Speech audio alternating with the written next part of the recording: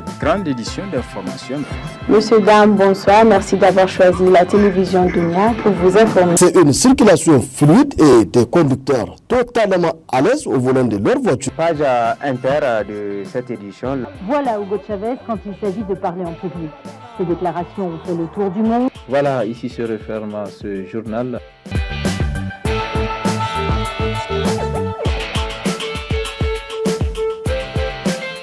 To ami wai ne lemanti kala harino kan dubore na bongo sibanda masu kallon da sauraron mu barkanmu da yau.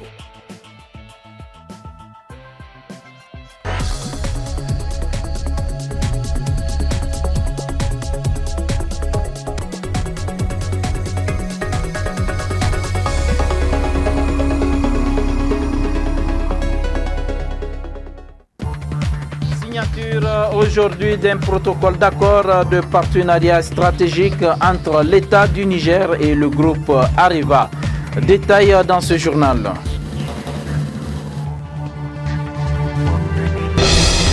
Malgré une situation socio-politique mouvementée, on note plusieurs avancées du Niger dans tous les domaines. Détail dans cette édition. Mesdames et messieurs, bonsoir et merci de suivre cette édition d'information. Signature ce jour en fin de matinée d'un accord de partenariat stratégique entre l'État du Niger et le groupe Areva. Un accord conclu avec le président du directoire du géant français du nucléaire et qui respecte la loi minière nigérienne de 2006. On fait le point avec Moudi Moussa. Enfin, l'instant tant attendu. Après de longs mois de discussions sans complaisance, voici à présent intervenue la cérémonie solennelle consacrant la signature d'un accord renouvelant les clauses du partenariat stratégique liant l'État du Niger au géant mondial du nucléaire Areva. Un accord concluant pour les deux parties et qui prévoit à terme d'inscrire les renouvellements des conventions minières des sociétés Somaïr et Cominac dans le cadre de la loi minière nigérienne de 2006.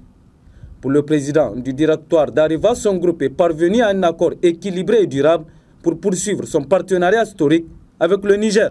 Entre le Niger et Areva, c'est un partenariat historique de plus de 50 ans qui s'est construit autour d'une belle histoire industrielle et minière. Avec Somaïr et Cominac, tout d'abord, qui sont devenus des mines de référence au niveau mondial et qui représentent une très importante production cumulée d'uranium. Et puis avec le projet d'Imouraren, l'un des projets phares pour notre groupe et qui est appelé à devenir une des plus grandes mines. Certains ont pu penser que ces négociations ont duré bien longtemps, mais il faut avoir conscience qu'elles se sont déroulées dans un contexte de marché de l'uranium très difficile depuis la catastrophe de Fukushima et qu'elles ont porté sur des enjeux larges. D'abord, les conventions minières de Somaïr et de Cominac, le projet Imouraren, la gouvernance des activités, mais également la participation d'Areva à des actions de développement au Niger. Je pense que toutes les équipes ont bien travaillé, car nous sommes arrivés à un accord équilibré et qui inscrit surtout notre partenariat dans la durée, encore une fois, qui projette ce partenariat dans l'avenir. Des mesures idoines en vue d'assurer la rentabilité économique et financière des sociétés Somaïr et Cominac seront conjointement prises par les deux parties dans le cadre du présent accord de partenariat qui prévoit par ailleurs la nigérisation des postes de directeurs généraux de ces deux entreprises respectivement en 2014 et 2016. Un réel motif de satisfaction pour le Niger qui vient à travers la présente signature de remporter un pari historique. Ce jour est un jour important pour notre pays. Car dans nos discussions, le Niger avait trois priorités. Premièrement, l'application de la loi 2006. Deuxièmement, la gouvernance. Et troisièmement, le développement local. Comme je l'ai dit, les sociétés de Somaïr et Cominac et bien d'autres feront l'exploitation sous l'empire de la loi 2006. En ce qui concerne la gouvernance, après 40 ans, les directeurs généraux des sociétés Somaïr et Cominac seront des Nigériens. Pour Somaïr, dès le mois de juillet 2014 et pour Somaïr en début de de mai 2016, pour Cominac en 2016. Troisièmement, le financement des projets d'infrastructure.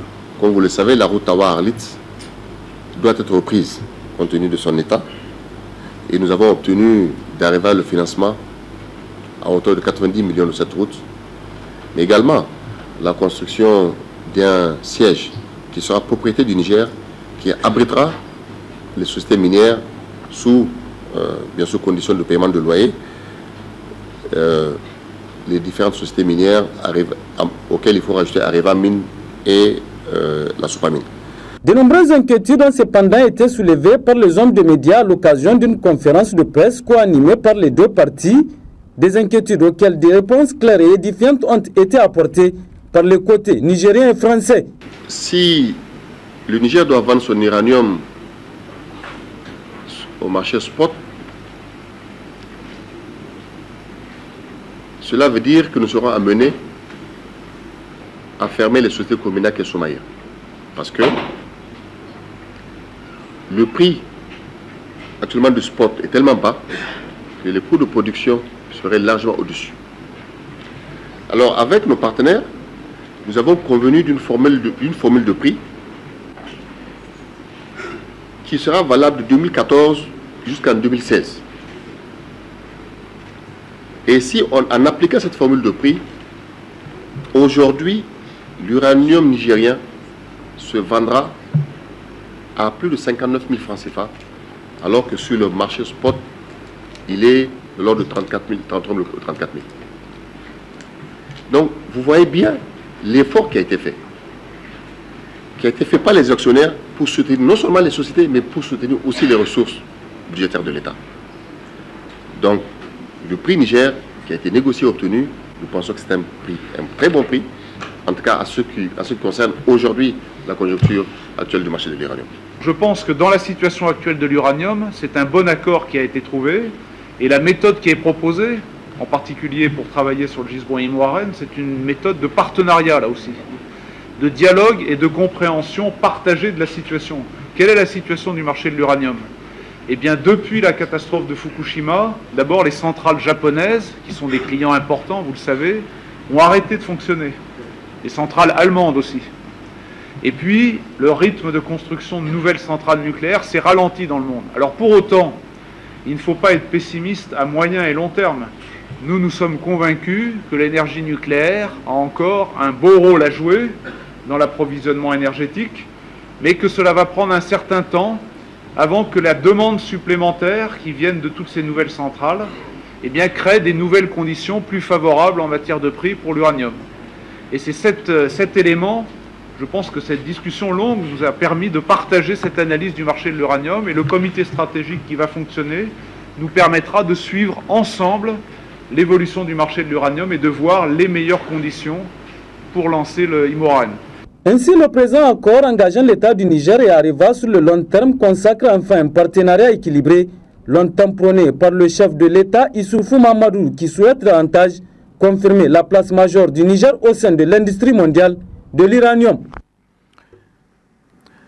Vous suivrez d'ailleurs en partie magazine de ce journal l'intégralité de la cérémonie de signature de ce protocole d'accord de partenariat stratégique entre l'État du Niger et le groupe Areva. Les négociations sur le renouvellement des contrats d'exploitation des deux mines d'uranium d'Areva au Niger sont donc à leur terme. Certes, elles ont été longues et difficiles, mais les conclusions sont bénéfiques pour le Niger. Un succès qui a inspiré un commentaire de la rédaction de Dunia. Chaque jour apporte de nouvelles preuves du succès du président Issoufou Mahamadou. Il vient de gagner une haute bataille, celle de l'uranium. Il vient de démontrer avec quel brio sa capacité dans la recherche des intérêts du Niger. Dans ces négociations, les considérations géostratégiques étaient certes déterminantes, mais elles ne sont pas toutes. Et le président Issoufou le sait. Ce que l'opinion attendait, c'était des résultats dans les négociations avec Areva. Pour les Nigériens, ils n'avaient pas le droit d'échouer. Et le succès est là, Certes, comme à l'accoutumée, le président Issoufou n'a pas la prétention de dire qu'il a gagné seul, même si son implication personnelle a pesé lourd. L'heureuse conclusion des négociations Niger-Areva est un succès apporté aussi au crédit des membres de la délégation qui ont participé à ces négociations, au ministre Tchana et à Mme Gourouza Magaji, car tous avaient le souci constant de négocier, de bien négocier, et ils sont parvenus. Le magistrat suprême, qui est un ingénieur des mines et qui connaît bien le domaine, n'a pas lésiné sur les moyens pour convaincre Areva. À un moment des négociations, nous avons eu peur en raison de l'agacement d'une certaine presse, parfois même de la société civile. Mais c'était ne pas connaître Issoufou Mahamadou. Les résultats sont là, patents. La fiscalité minière de 2006 sera appliquée. La Somaïr et la Cominac auront à leur tête des cadres nigériens dès 2014 pour le premier et 2016 pour le second. Il sera également créé un comité paritaire Niger-Areva pour le suivi du marché de l'uranium afin de décider du moment propice pour le démarrage d'Imouraren. La route Tawa-Arlit sera construite par Areva pour environ 60 milliards de francs CFA. Le projet Irazer qui a déjà démarré sera boosté. Coût de l'appui, plus de 11 milliards de francs CFA. Une enveloppe de plus de 17 milliards sera dégagée par Areva pour assurer la sécurité des sites miniers du Niger. Qui dit mieux? Aujourd'hui, ceux qui ont parlé de situation défavorable pour le Niger, d'opacité des négociations, puis d'incapacité du régime à négocier, sont à présent tétanisés et contraints de se murer dans leur silence.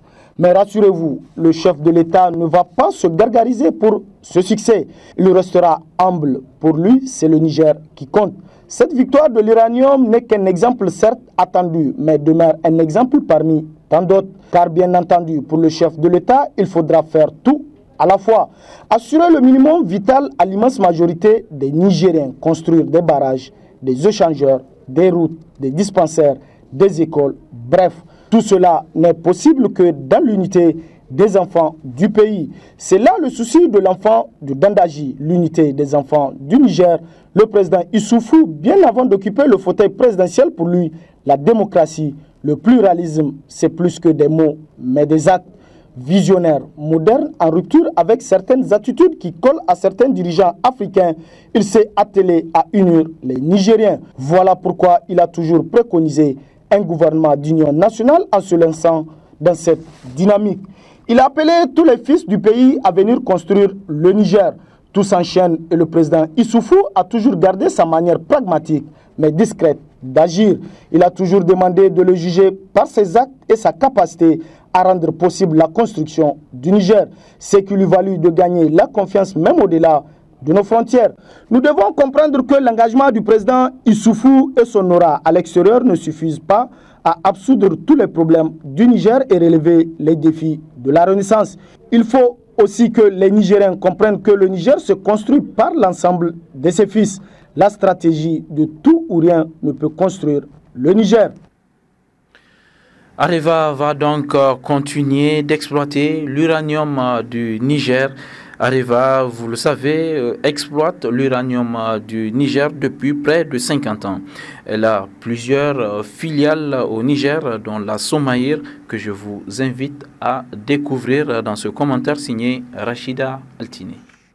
Créée en 1968, la Société des mines de l'Aïr, Somaïr, est une co-entreprise entre la société française Areva, opérant dans le domaine de l'industrie minière, et l'État nigérien.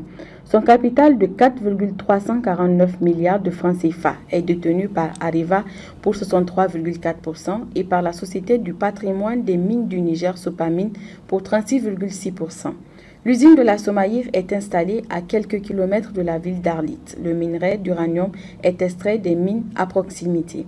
Il est traité pour produire de l'uranate de soude qui contient environ 75% d'uranium.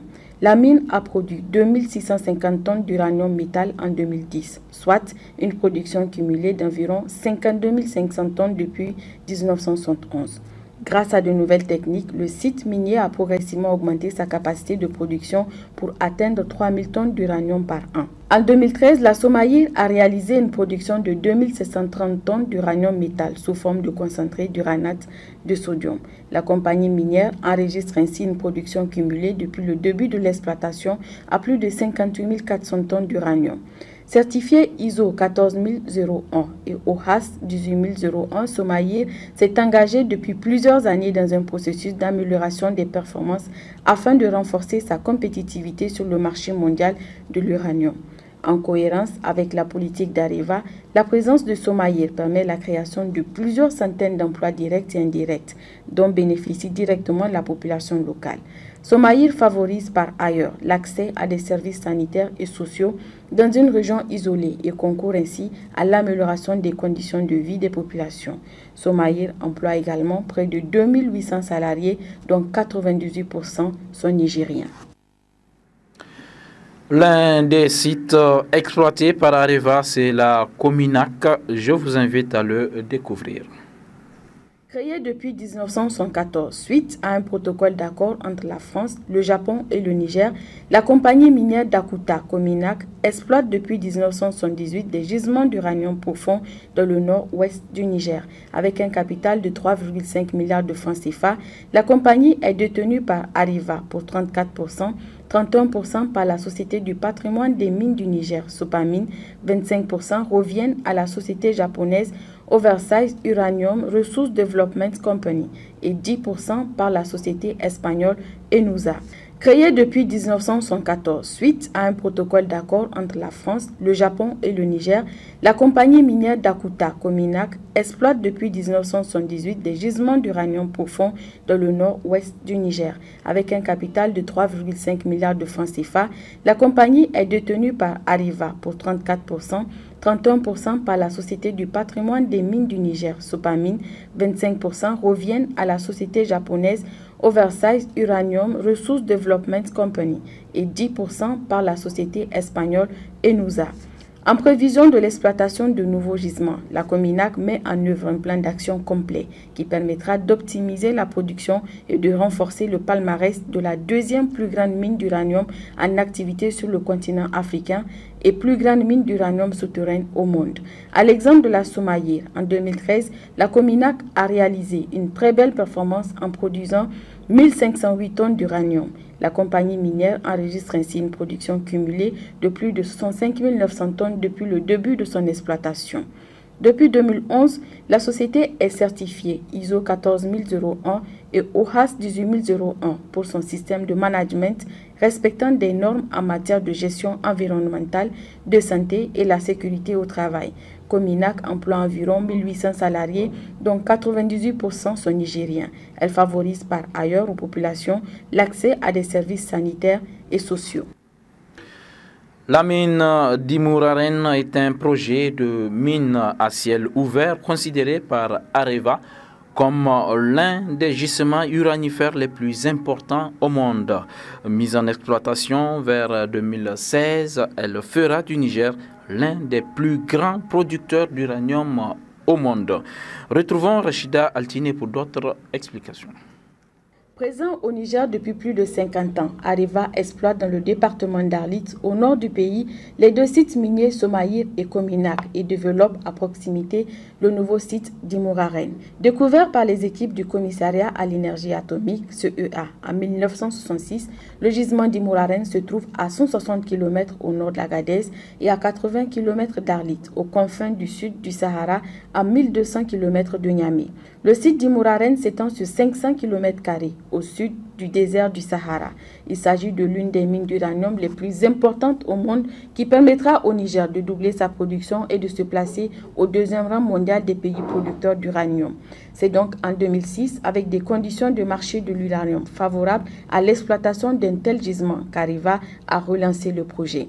Le gisement d'Imouraren sera exploité en mine à ciel ouvert et le minerai serait traité par traitement statique. Déployer à grande échelle un procédé innovant et exploiter un gisement hors norme pour l'uranium Tel est l'objectif de Imouraren. Avec un gisement de plus de 1,9 milliard d'euros, une capacité de production d'uranium nominale de 5 000 tonnes par an, une capacité de traitement du minerai estimée à 8 millions de tonnes par an et une durée de vie de 35 ans. Imouraren marque une étape importante dans le partenariat historique qui unit le Niger et Areva pour la construction du site minier. L'exploitation de la mine générera 1800 emplois directs et 3500 emplois induits à terme. De plus, ce projet intégré au terroir permettra de faire des investissements significatifs pour la protection de l'environnement. Areva produirait vers fin 2015 et début 2016 l'uranium d'Imouraren. D'autres aspects de cette édition, depuis quelque temps, une nouvelle mode de déstabilisation s'est installée au Niger. Mouvements synchronisés, marches, manifestations sont organisées ça et là. Malgré ces mobilisations visant à montrer le Niger sous un jour sombre, le pays est en bonne voie. Plusieurs avancées sont enregistrées dans tous les domaines. Mieux, d'importants projets d'envergure sont en chantier. N'est-ce pas, Omar Hama? Je crois qu'il faut sortir de cette dichotomie parfois absurde de la démocratie, qui prend toujours pouvoir d'un côté et l'opposition de l'autre. Il faut plutôt fédérer les différentes compétences pour faire avancer le Niger. La vivacité de notre démocratie est patente. Elle marche. Le président Issoufou Mahamadou l'avait vivace. Si on n'est pas critiqué, on s'assoupit. Donc j'ai besoin de vos critiques. J'ai besoin de critiques de la presse.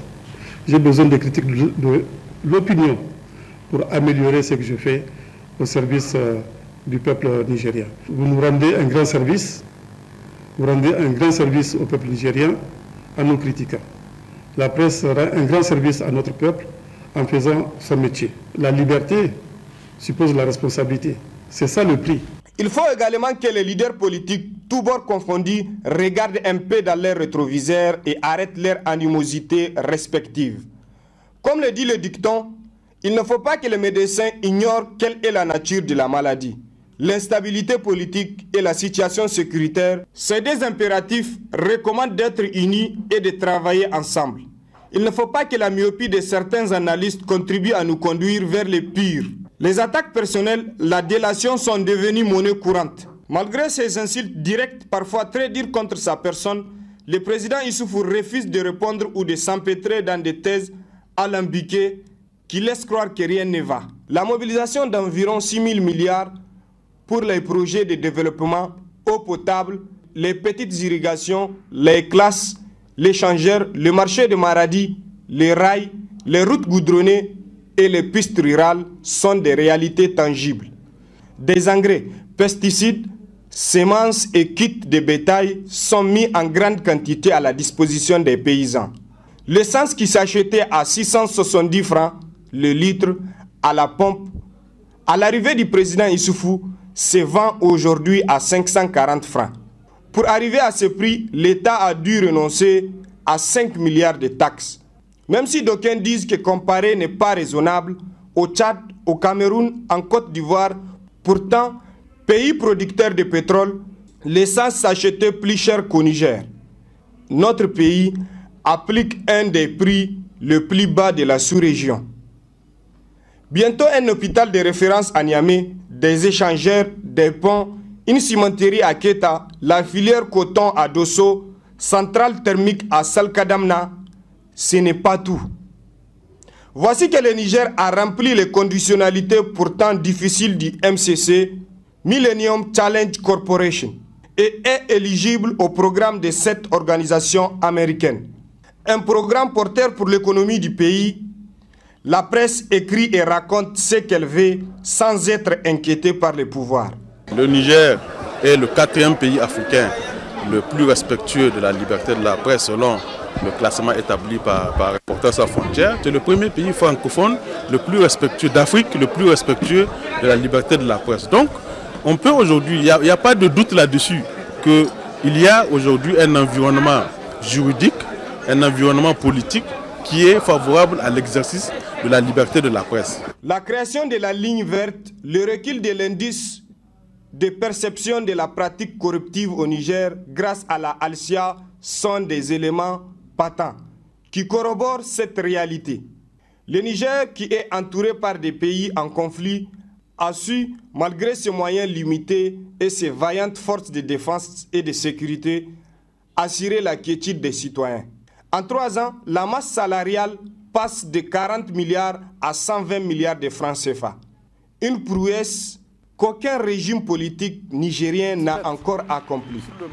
Certains ont même qualifié cette augmentation de la masse salariale de suicidaire. Aujourd'hui, l'important, l'essentiel est d'ailleurs pas dans la déstabilisation d'un régime dont la démocratie marche à merveille. Comment ne pas s'interroger sur les déclarations de certains individus et les mouvements synchronisés de marches, meetings et autres manifestations. Et voici qu'une autre mode de déstabilisation apparaît au Niger.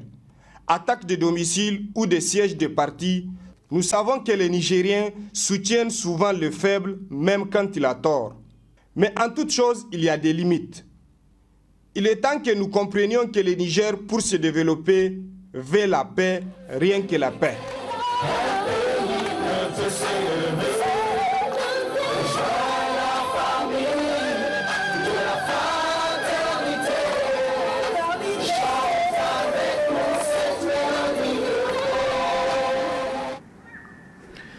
À l'Assemblée nationale, les travaux ont repris ce matin. 3 importants projets de loi ont été examinés et adoptés par les députés. Les travaux ont certes déroulé normalement, mais l'on constate une quasi-absence des députés de l'opposition. Compte rendu, Mariama Soumana et Idrissa Mahaman. L'examen et l'adoption de 3 projets de loi sont au menu des travaux à l'Assemblée nationale en cette matinée du 26 mai. Les travaux ont débuté par l'adoption du projet de compte-rendu sommaire de la séance précédente. Ensuite, les députés ont examiné le projet de loi modifiant et complétant l'ordonnance 54 du 17 septembre 2010 portant code général des collectivités territoriales. Un projet qui permettra aux municipalités de disposer de leur propre police pour assurer leur sécurité. Après les discussions, ce projet de loi a été adopté par 113 voix pour, 0 contre et 2 abstentions. S'en est suivi l'examen et l'adoption du projet de loi autorisant la ratification de l'accord de prêt relatif au financement du projet pour la construction de la route transsaharienne Algérie-Niger-Tchad. Ce projet porte sur l'aménagement et le bitumage des tronçons de route constituant les chaînons manquants de l'axe principal et la branche tchadienne de la route transsaharienne sur un linéaire de 565 km, des montants de plus de 44 milliards de francs CFA. Après discussion générale, le projet a été adopté avec 69% de voix pour, 0 contre et 4 abstentions. Enfin, les élus nationaux ont examiné le 3e projet de loi, celui autorisant la ratification de l'accord de prêt relatif au financement partiel du projet d'aménagement de bitumage de la route Goudel-Tondibia. Ce projet, qui sera financé à hauteur de 4 milliards de francs CFA, a été aussi adopté à l'unanimité. Le ministre du Plan et de l'Aménagement du territoire se réjouit de l'adoption de ces importants projets par la plénière et rassure les élus nationaux que ces projets seront réalisés dans les meilleurs délais. Je voudrais vous remercier pour nous avoir suivis et procéder donc au vote des lois de ratification de ces 2 projets d'infrastructures très importants pour le pays. Je voudrais en tout cas vous donner l'assurance du gouvernement que ces projets seront réalisés avec la plus grande célérité et dans les meilleures conditions. Faut-il le souligner, le calme et la sérénité sont certes de retour au sein de l'hémicycle, mais on remarque tout de même une quasi-absence de bon nombre de députés et même les présidents de certains groupes parlementaires. Selon les députés de la majorité, cette situation déplorable au sein de l'hémicycle est la preuve que le président de l'Assemblée nationale persiste dans sa logique de bloquer les travaux au sein de cette institution. Aujourd'hui, même le président de l'Assemblée, il a assisté juste à l'examen, au vote d'un projet de loi, mais quand il s'est agi de passer, n'est-ce pas, à l'examen des lois relatives au financement des infrastructures dans notre pays, donc des lois présentées par le ministre d'État, ministre du Plan, le président de l'Assemblée lui-même n'a pas pu supporter la présence du ministre d'État. Et ça, c'est très regrettable.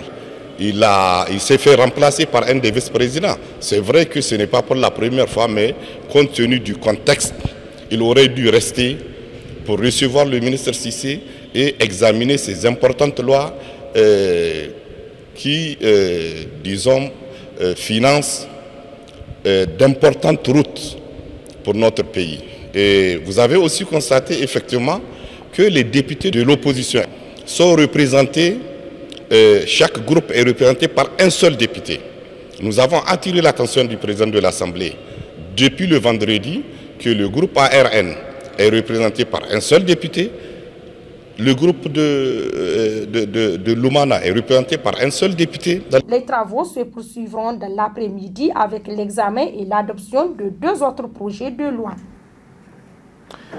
Sur un tout autre plan, la Direction générale de la police judiciaire a procédé ce matin à la présentation de 5 malfrats, parmi lesquels une fille inculpée dans une affaire de meurtre d'un certain nommé Ibrahim Gaussou Kourma, de nationalité étrangère et dont le corps de la victime a été retrouvé dans le fleuve au quartier Saga. Le point avec Murtala Zouberou et Ibrahim Idi.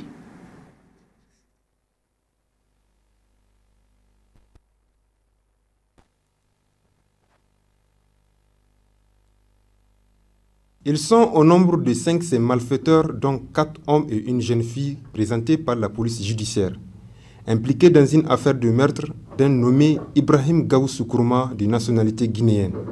Son corps a été retrouvé dans le fleuve au quartier Saga le 16 mai dernier.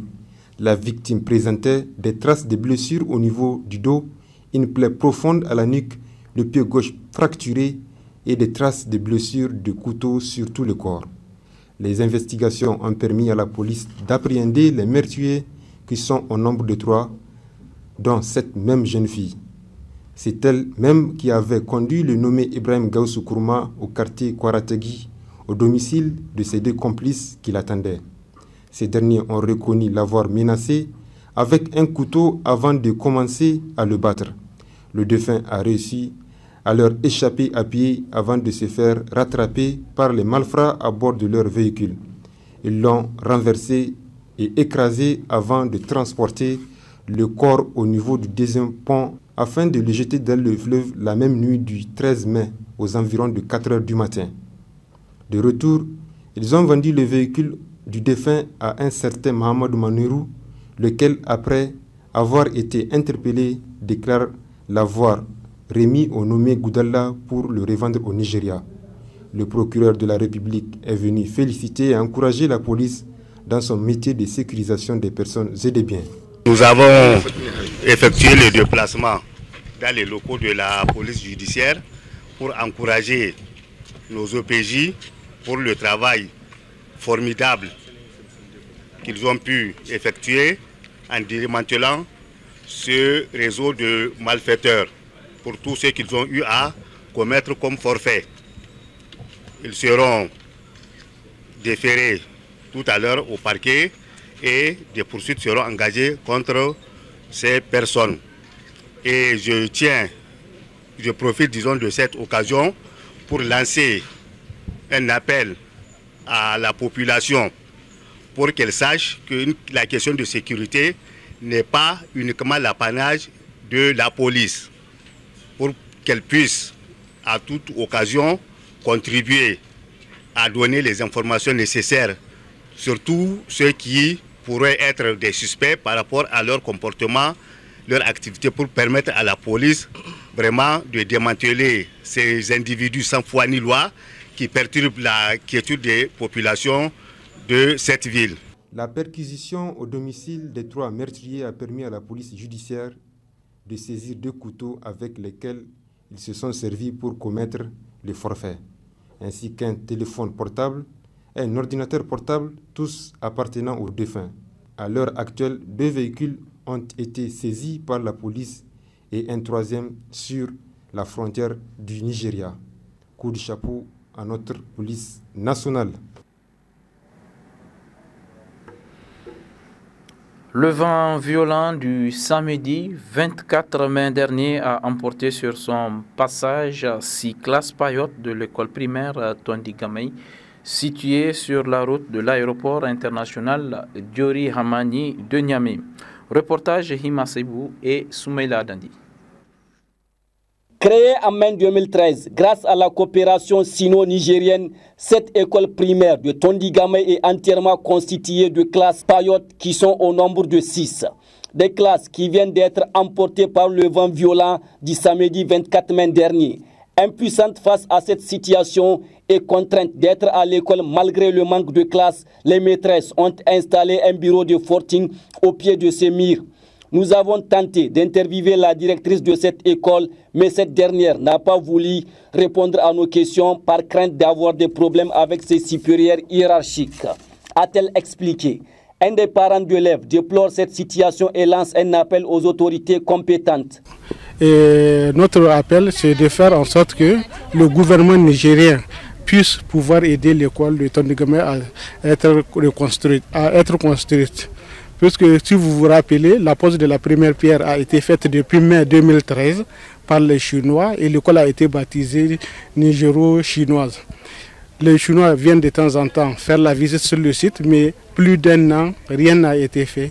Donc nous pensons que comme l'école est une des priorités du président de la République, nous pensons qu'avec ce qui vient de se passer, c'est un cri de cœur que nous appelons au gouvernement de vouloir aider à construire cette école. Et surtout, elle est à côté de l'aéroport, donc ça veut dire que tous ceux qui vont passer ici vont vouloir voir l'image de Niamey à travers cette école. Cette situation doit interpeller les responsables du secteur éducatif au plus haut niveau afin de doter nos écoles d'infrastructures modernes et d'accompagner le président de la République qui accorde une place de choix au secteur éducatif. Il faut noter que les élèves de l'école Tondigamay sont à la maison faute de classe. Ils ne pourront reprendre les cours que lorsque les hangars seront à nouveau construits. Mais leur vœu le plus cher, c'est de voir leur école dotée de classes construites en matériaux définitifs avec toutes les commodités requises. Le Conseil supérieur de la communication, CSC, a tenu ce matin sa 13e session ordinaire. Une session qui intervient à la veille du premier anniversaire de l'organe de régulation des médias au Niger et qui vise à examiner plusieurs points relatifs à sa redynamisation. Seyni Mekido, Jibril et Issa Hassan pour le compte-rendu. Cette rencontre constitue la 13e session ordinaire du Conseil supérieur de la communication CSC. Elle intervient à la veille du premier anniversaire du CSC. Un an consacré dans la régulation de la liberté de la presse et de la communication audiovisuelle à travers un processus d'éveil, de modération et de rappel permanent des dispositions légales et réglementaires.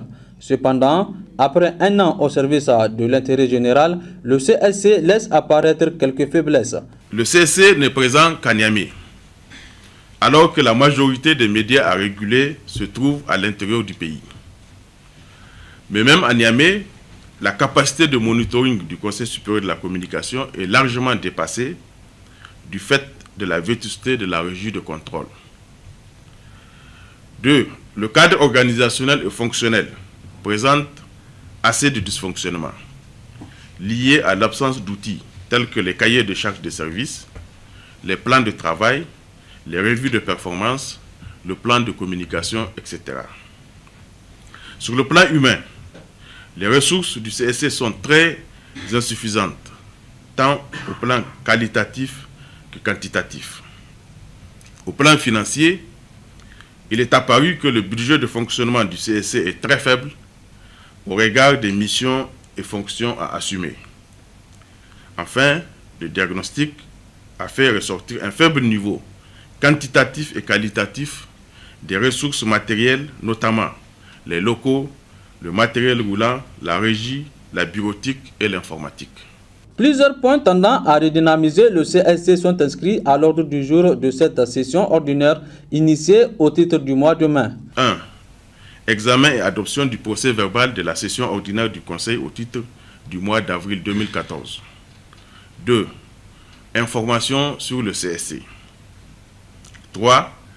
Désignation du représentant du CSC au sein du comité d'organisation de la cérémonie commémorative de la Journée nationale de la liberté de la presse. 4. Examen du rapport de synthèse des activités de direction du CSC au titre du premier trimestre 2014. 5. Examen et adoption du rapport de la direction du pluralisme. 6. Examen des rapports du Conseil de presse. 7. Mise en place de 3 groupes de travail. 8. Questions diverses. Après un an consacré à l'élaboration du cadre réglementaire de la régulation, le CSC doit passer à la mise en œuvre effective de tous les textes adoptés. Le Conseil compte se doter d'un outil lui permettant d'améliorer l'efficacité de ses interventions assorti d'un plan d'action pluriannuel et d'un mécanisme de suivi-évaluation. L'actualité dans nos régions, la ministre de la Population a inauguré la semaine dernière la maison de la femme à Maradi, une maison qui servira de cadre d'émancipation pour les femmes de cette région. Compte rendu Alzouma Seyni-Soumaïla. Cadre d'échange et de renforcement du leadership féminin, également cadre fédérateur de toutes les organisations féminines de la région de Maradi. La maison de la femme de Maradi a été inaugurée le 21 mai dernier par la ministre de la Population, de la Promotion de la Femme et de la Protection de l'Enfant. Fruit de la coopération entre le Niger et le Royaume d'Espagne, la maison de la femme de Maradi jouera un rôle important dans le combat d'autonomisation des femmes dans la région de Maradi. En mettant en place cette maison de la femme, c'est pour vraiment appuyer, soutenir la gente féminine sur l'aspect autonomisation de la femme rurale. Donc cette maison de la femme, c'est pour toute la région. Les femmes rurales, nous avons prévu, vous avez vu toutes les salles que nous avons parcourues. Il y a des salles de cours. Les deux salles que vous avez vues tout à l'heure de réunion de 50 places chacune, ce sont des salles de cours. Ça veut dire que concomitamment, on peut tenir 2 formations en même temps. Vous avez également vu qu'il y a des dortoirs. En fait, pour les femmes du milieu rural qui amènent leurs produits, vous avez ces stands ouverts où elles peuvent faire des expositions ventes. Il y a un réfectoire et une cuisine. S'il faut passer une semaine pour vendre, elles ont là où se replier et pour manger. Vous avez également une grande salle de conférence d'une capacité de 150 places où elles peuvent se réunir toujours dans le cadre de l'appui et du renforcement de capacité de ces femmes. Un centre régional des femmes dont l'inauguration a mobilisé l'essentiel de la gente féminine de Maradi dans toute sa diversité, qui a été entièrement équipé et rendu opérationnel par des opérateurs économiques nigériens. Nous avons des entrepreneurs nigériens qui, bien que avec la lenteur administrative au niveau des finances et du trésor, ils ont quand même tenu à finaliser leur œuvre, bien que le processus administratif n'a pas encore abouti pour qu'ils soient complètement payés.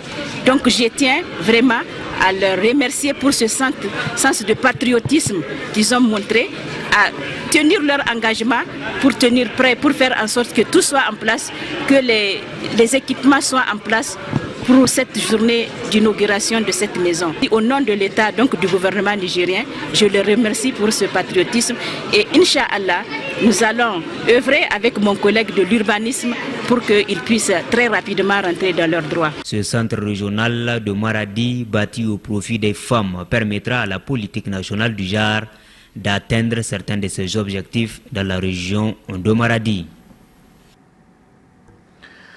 Le programme USAID Paix à travers le développement PDF2 a organisé ce matin à l'Académie des arts martiaux de Niamey un atelier de formation à l'intention des membres du réseau des artisans de la paix dans un contexte musulman. Un atelier qui a pour objectif de renforcer les capacités organisationnelles et fonctionnelles des membres du réseau. Compte rendu Aïssata Issa Kindo et Soumaïla Dandi. Cet atelier de formation des membres du réseau des artisans de la paix dans un contexte musulman, RAPSEM, s'inscrit dans le cadre de la deuxième assemblée générale annuelle du réseau et vise à renforcer les capacités organisationnelles et fonctionnelles des membres du réseau. Le partenaire du réseau, représentant de l'ICED PDF 2, a présenté sa structure ainsi que ses objectifs.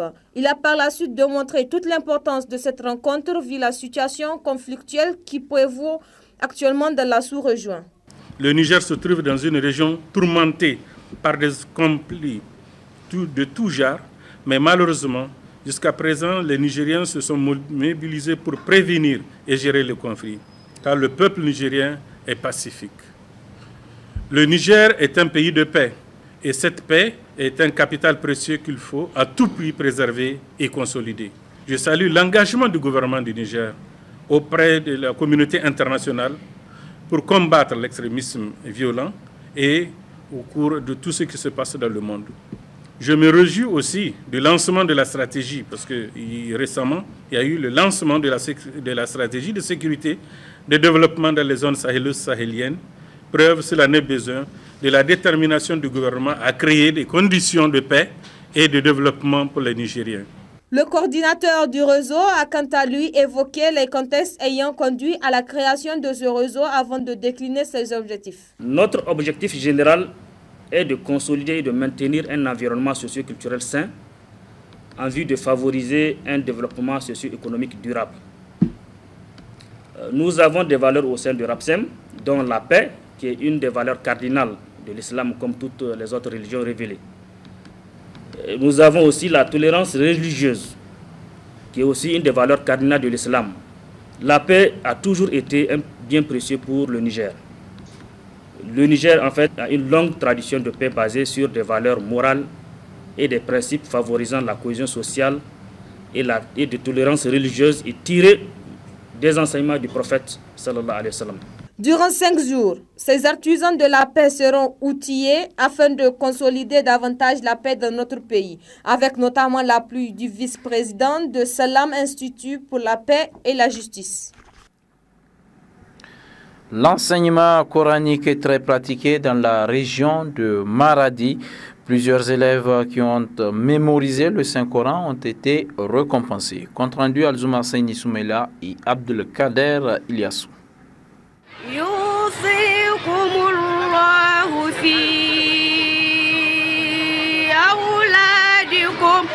Poumon de l'économie nigérienne, la région de Maradi est également un sanctuaire où l'enseignement du savoir islamique s'est fait avec compétition.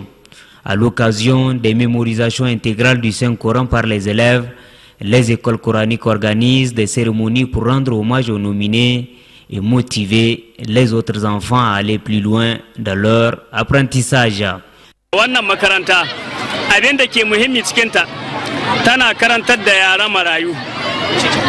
Kowane yaro idan ha kawo shi abin da ɗaya ake bada $100 a rubuta sunansa. Wannan yaro makaranta za ta ci gaba da kulawa da littafan karatunsa, iyaka karatunsa a makarantar. Ba ta bukatar komai ga iyayensa.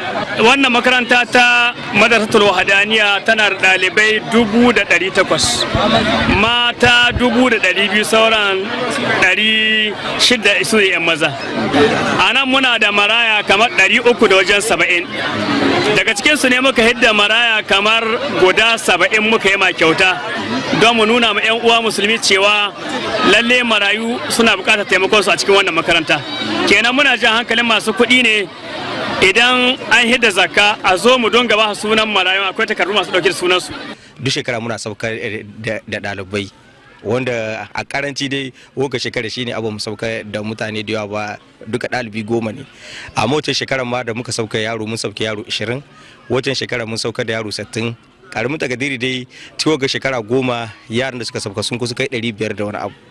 kuma daga cikin su alhamdulillah karatun su ya nisa, wasu Allah albarkaci karatun su, wasu na Sudan, wasu na Madina, wasu sun kafa makarantun su nasa na kansu suna ci gaba da karantar da su ma ɗalibai, wasu sun koma ƙauyukan su da yake daman makaranta akwai ɗalibai suka zo daga ƙauye, to sun yi karatu sun koma ƙauyukan su, sun koma suna karantarwa, wasu limamman juma'a ne ma ga halin da ake ciki. Ces cadres dédiés au savoir, organisés annuellement par les grandes écoles coraniques de Maradi, sont mis à profit par les promoteurs pour attirer l'attention des populations sur la nécessité de chercher le savoir islamique et sur l'importance d'inscrire les enfants dans les écoles coraniques. Comme annoncé, la partie magazine consacrée à la cérémonie de signature du protocole d'accord de partenariat stratégique entre l'État du Niger et le groupe Areva. Très bonne réception et au revoir.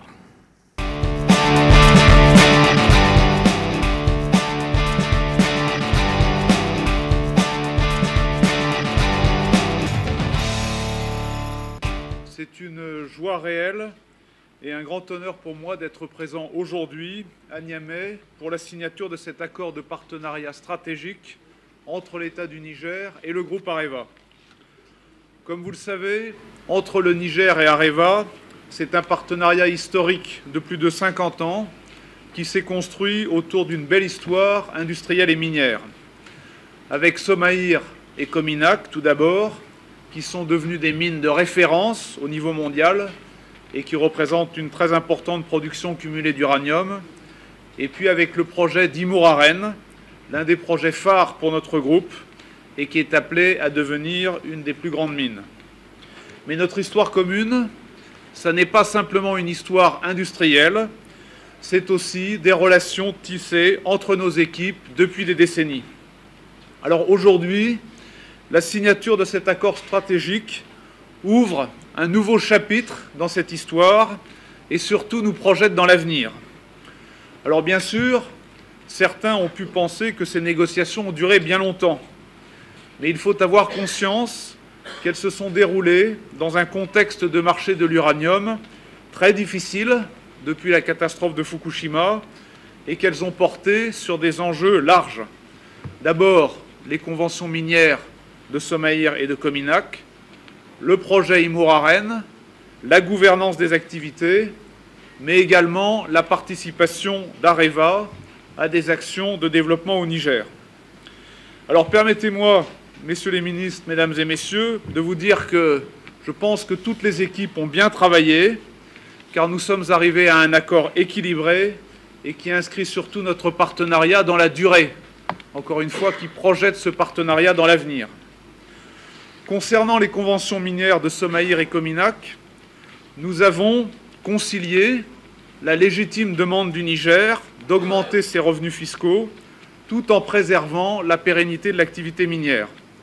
Et ce n'était pas facile, comme je l'ai déjà indiqué, dans le contexte déprimé du marché de l'uranium actuel. Alors nous y sommes parvenus et c'est une étape importante. Sur le projet Imouraren, nous avons convenu que la mise en production du gisement dépendra de l'amélioration des conditions de marché. Les prix actuels de l'uranium, très bas, ne permettant pas aujourd'hui une exploitation rentable. C'est la voie de la raison. Ni le Niger, ni Areva, ni les autres partenaires n'auraient d'intérêt à mettre sur le marché une production qui pourrait ne pas trouver preneur et ferait baisser encore les prix de l'uranium. Le comité stratégique paritaire entre l'État du Niger et Areva, qui a été défini dans cet accord, permettra d'analyser régulièrement l'évolution du marché et de nous guider pour choisir la meilleure date de mise en exploitation au moment le plus favorable. Et les investissements déjà faits, ainsi que la construction de la piste, montrent que nous croyons au futur de ce gisement. En termes de gouvernance, il est convenu que les directeurs généraux de Somaïr et de Cominac seront nigériens dès cette année pour Somaïr. Alors je tiens à souligner qu'aujourd'hui, plus de 98% de nos collègues au Niger sont de nationalité nigérienne, notamment dans les comités de direction, et ils font preuve dans les circonstances économiques qui ne sont pas faciles, d'un engagement et de compétences exemplaires. Et puis enfin, parce qu'Areva conçoit son activité industrielle dans un esprit de partenariat global avec le pays du Niger, cet accord stratégique comporte un volet consacré à l'aménagement et au développement.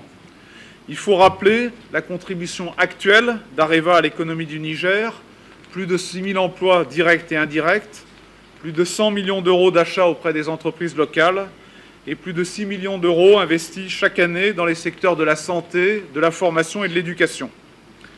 Mais à travers l'accord aujourd'hui, ce partenariat prend une nouvelle dimension.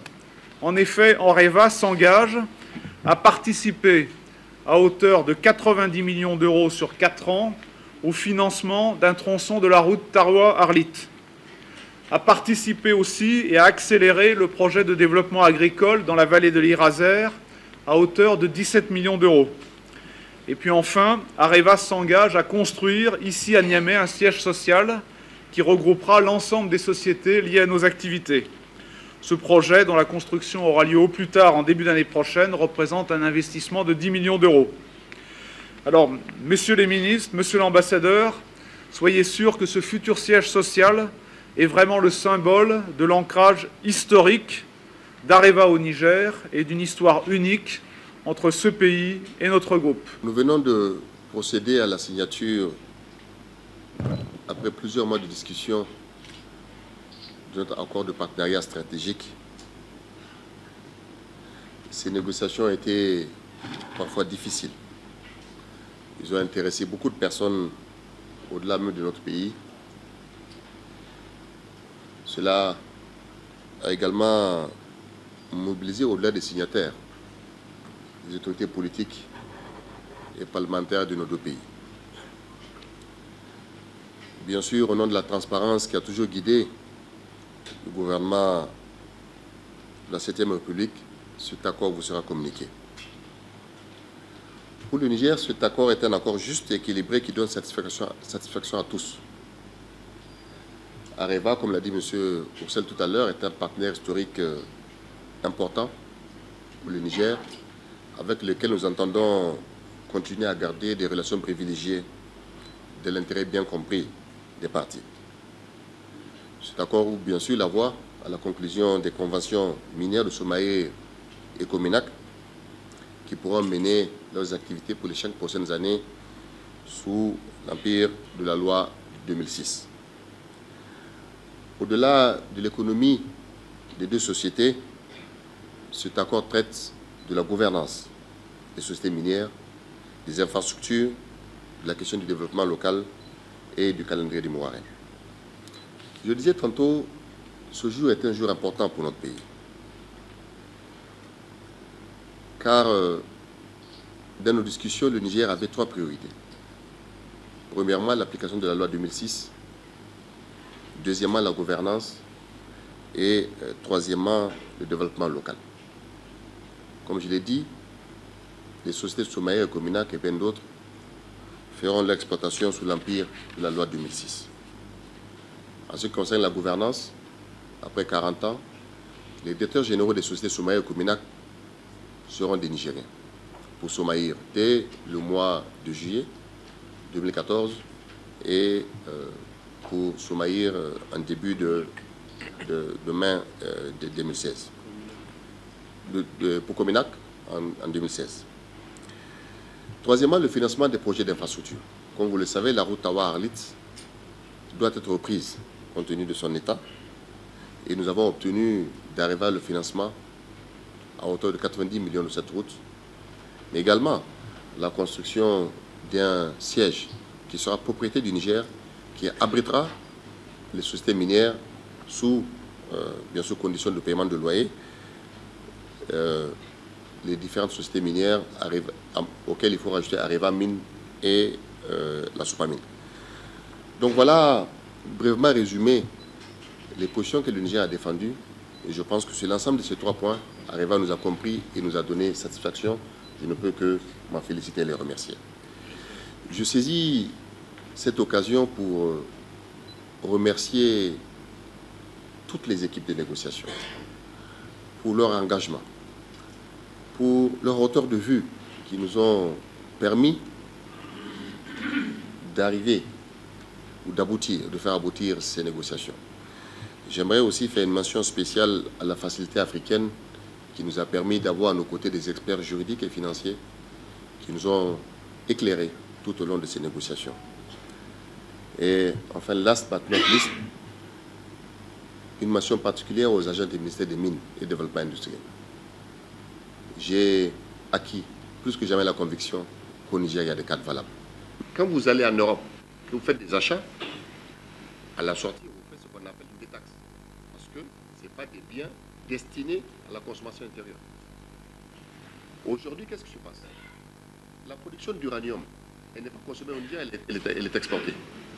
Alors, il est normal qu'une production qui n'est pas consommée au Niger ne subisse pas la TVA. Sinon, elle serait injuste. Le principe de la TVA, c'est que c'est une opération neutre pour les entreprises. Les produits destinés à l'exportation ne doivent pas subir la TVA. Votre deuxième question concerne la nomination par les conseils d'administration des directeurs généraux. Mais, M. Dandoua, les directeurs généraux agissent par délégation du conseil d'administration qui est l'organe suprême. Même dans le cas présent, où c'est des Nigériens, il faut bien qu'ils aient l'aval du conseil d'administration. Donc ce n'est pas une faveur qui est faite. Deuxième aspect, Areva conserve sa majorité au conseil d'administration. Si le directeur général ne tient pas sa légitimité du conseil d'administration, de qui voulez-vous qu'il le tienne? Puisqu'il doit rendre compte au conseil d'administration. Donc, c'est une procédure normale. Les directeurs généraux des sociétés anonymes sont toujours nommés par les conseils d'administration. Quelle est la durée des conventions?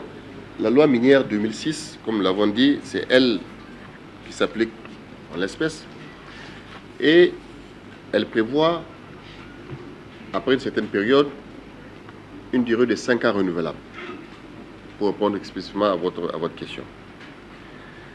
Maintenant, vous parlez du prix Niger. Quel va être le prix? Aujourd'hui, si le Niger doit vendre son uranium au marché spot, cela veut dire que nous serons amenés à fermer les sociétés communales et Somaïa. Parce que le prix actuellement du spot est tellement bas que les coûts de production seraient largement au-dessus. Alors, avec nos partenaires, nous avons convenu d'une formule de prix qui sera valable de 2014 jusqu'en 2016. Et si en appliquant cette formule de prix, aujourd'hui, l'uranium nigérien se vendra à plus de 59 000 francs CFA, alors que sur le marché spot, il est de l'ordre de 34 000. Donc, vous voyez bien l'effort qui a été fait par les actionnaires pour soutenir non seulement les sociétés, mais pour soutenir aussi les ressources budgétaires de l'État. Donc, le prix Niger qui a été négocié et obtenu, nous pensons que c'est un très bon prix, en tout cas à ce qui concerne aujourd'hui la conjoncture actuelle du marché de l'uranium.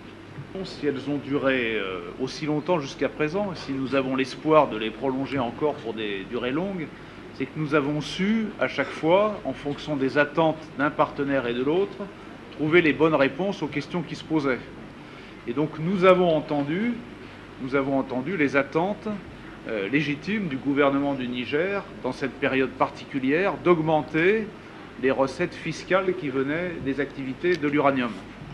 Et puis notre responsabilité, c'était aussi dans ce dialogue de bien faire partager la situation générale du marché de l'uranium, de partager aussi la situation de compétitivité de ces différentes mines et de trouver une solution qui permette de garantir la poursuite des activités de cette mine et les emplois correspondants.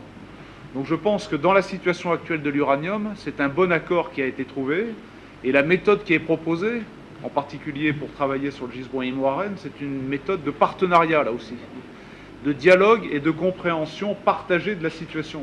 Quelle est la situation du marché de l'uranium? Eh bien, depuis la catastrophe de Fukushima, d'abord les centrales japonaises, qui sont des clients importants, vous le savez, ont arrêté de fonctionner. les centrales allemandes aussi. Et puis, le rythme de construction de nouvelles centrales nucléaires s'est ralenti dans le monde. Alors pour autant, il ne faut pas être pessimiste à moyen et long terme. Nous sommes convaincus que l'énergie nucléaire a encore un beau rôle à jouer dans l'approvisionnement énergétique, mais que cela va prendre un certain temps avant que la demande supplémentaire qui vienne de toutes ces nouvelles centrales crée des nouvelles conditions plus favorables en matière de prix pour l'uranium. Et c'est cet élément, je pense que cette discussion longue nous a permis de partager cette analyse du marché de l'uranium, et le comité stratégique qui va fonctionner nous permettra de suivre ensemble l'évolution du marché de l'uranium et de voir les meilleures conditions pour lancer le IMORAN. Donc je pense que c'est une nouvelle